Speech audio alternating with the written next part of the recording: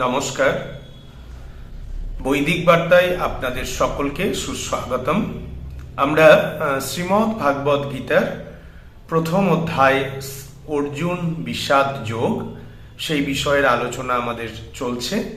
আজকে আমরা সেই প্রথম অধ্যায়ের 30 এবং 31তম শ্লোক আমরা আজকে অধ্যয়ন করব।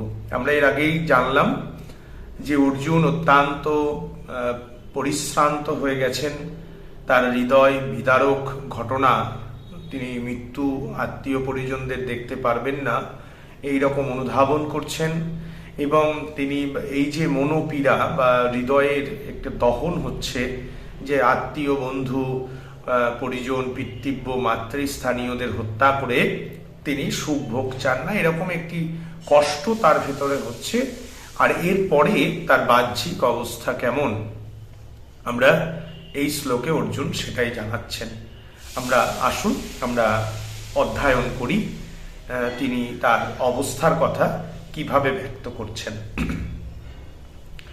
গান্ডিবং সংস্রতে হস্তাৎ স্তপ চৈব পরিদজ্জতে ন চ শক্নম অবস্থাতুম ভ্রমতীব চমে মন। অর্থাৎ হাত থেকে গান্ডীব ধনুক, তার ধনুকের নাম হলো গান্ডীব, সেই ধনুক তার হাত থেকে পড়ে যাচ্ছে।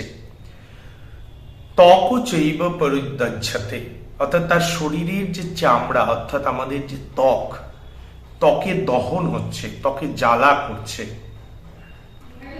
মন যেন ভ্রমাচ্ছন্ন হয়ে পড়ছে, তাই আমার দাঁড়িয়ে থাকার সামর্থ্য নেই। অর্থাৎ অর্জুন ভাবছেন যে তার শরীর, আগেই আমরা দেখলাম যে শরীর শিথিল হয়ে গেল, শরীরে একটি মনোকষ্ট তাকে গ্রাস করছে। তিনি বলছেন যে আমার অঙ্গ শিথিল হয়ে যাচ্ছে, আমার হাত এমন দুর্বল হয়ে পড়েছে যে আমার যে ধনুর্বাণ, আমি যে গান্ডীব, সেটাও আমার হাত থেকে পড়ে যাচ্ছে, বা ধনুকে বাণ চালানোর মতো ক্ষমতা বা শক্তি আমার শরীরে নেই এবং সেটা আমি ধরেও রাখতে পারছি না। যুদ্ধের পরিণাম যে কত ভয়ঙ্কর সেটা চিন্তা করে আমার মনে এমন দাহ উৎপন্ন হয়েছে যে আমার ত্বকও জ্বলছে। অর্থাৎ আমি অনুভব করছিলাম যে হ্যাঁ, এই যদি মৃত্যু এইভাবে হয়, এত পরিজনের যদি মৃত্যু হয়, এই যে কথা অর্জুন চিন্তা করতে করতে তার শরীরের যে ত্বক, সেই ত্বকেও দহন হচ্ছে এবং ভীষণ মানসিক পীড়া তাকে পীড়িত করছে এবং পরিণামস্বরূপ তার মাথা ঘুরছে এবং তিনি যেন মূর্ছিত হয়ে পড়ছেন, এই রকম একটি পরিবেশ তার তৈরি হয়েছে। আমরা এবার জেনে নেব অর্জুন যে গান্ডীবের কথা বললেন, এই গান্ডীবটি কি এবং কিভাবে অর্জুন এটি পেলেন। হ্যাঁ, গান্ডীব হলো অর্জুনের ধনুকের নাম। এই ধনুর ছিল দিব্য এবং এর আকার তালের মতো। গান্ডীবের পরিচয় প্রদানকালে বিহন্নলা রূপে স্বয়ং অর্জুন কুমার উত্তরকে বলেছিলেন, এটি অর্জুনের জগৎ প্রসিদ্ধ ধনুক, এটি স্বর্ণ দ্বারা মণ্ডিত, সকল অস্ত্রের মধ্যে এটি উত্তম এবং লক্ষ অস্ত্রের সমান শক্তিমান। এই ধনুক দ্বারাই অর্জুন দেবতা এবং দানবদের পরাজিত করেছেন। এই বিচিত্র নানা বর্ণে রঞ্জিত অদ্ভুত কোমল এবং বিশাল ধনুকের জন্য দেবতা, দানব এবং গন্ধর্বরা দীর্ঘকাল ধরে তার আরাধনা করেছেন। এই পরম ধনুকটি শ্রী ব্রহ্মা 1000 বছর, প্রজাপতি 530 বৎসর, ইন্দ্র 85 বৎসর, চন্দ্র প্রায় 500 বৎসর এবং বরুণ 100 বৎসর তার নিজের কাছে রেখেছিলেন। পরে আমরা মহাভারতের বিরাট পর্বে এই বিষয়ে আমরা পাব এবং খাণ্ডব বন দহনের সময় অগ্নিদেব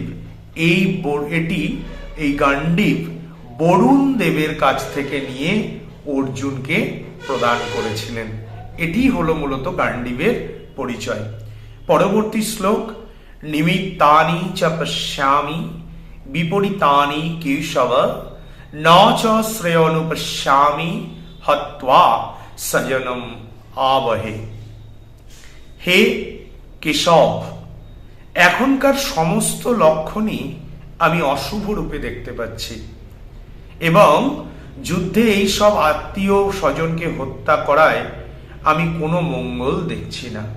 অর্থাৎ নিমিত্তানি চ পশ্যামি বিপরীতানি কেশব, অর্থাৎ আমি এখন যা কিছু দেখছি, যা কিছু প্রয়োজন হিসাবে অর্জুন এতটাই বিষাদগ্রস্ত যে তার নিজস্ব ভাবনা অনুযায়ী যুদ্ধ কেন করবেন বা যুদ্ধ করা উচিত নয়, অর্থাৎ এই বিপরীতমুখী চিন্তা ভাবনা তাকে গ্রাস করেছেন।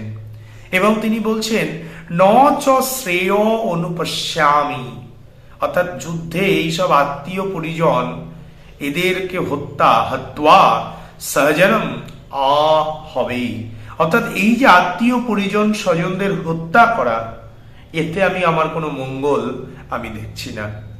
স্বজন বন্ধুদের যুদ্ধে হত্যা করলে কোনরূপ হিত হওয়ার সম্ভাবনা নেই, কারণ প্রথমত আত্মীয় স্বজন বধ করলে আমার মন অত্যন্ত অনুতপ্ত এবং ক্ষোভে ফুঁসবে। দ্বিতীয়ত তারা না থাকলে জীবন দুঃখময় হয়ে উঠবে এবং তৃতীয়ত এদের হত্যা করলে মহা পাপ হবে। এই দৃষ্টিতে ইহলোক বা পরলোকে আমি কোনো আমার হিত চিন্তন এই যুদ্ধের মধ্যে দিয়ে দেখছি না। তাই তিনি বিচার করলেন যে তার পক্ষে এই যুদ্ধক্ষেত্রে অবতীর্ণ হয়ে যুদ্ধ করা এটা তার পক্ষে সমুচিত নয়। অর্থাৎ অর্জুন অত্যন্ত বিষাদগ্রস্ত। তার মর্মস্পর্শী এই বাগ্মিতা বা এই ধরন বা এই কথার শব্দচয়ন তাকে আরো বেশি যুদ্ধক্ষেত্র থেকে দূরে সরে যাওয়ার একটি প্রয়াস তৈরি করেছে। আমরা ধীরে ধীরে এবার জানবো অর্জুন আস্তে আস্তে কিভাবে শ্রীমদ্ ভাগবত গীতায় এই যুদ্ধক্ষেত্রে অবতীর্ণ হচ্ছেন। আজকে এটুকুই। সকলে ভালো থাকুন, সুস্থ থাকুন। হরে কৃষ্ণ। ওম তৎসৎ। ধন্যবাদ।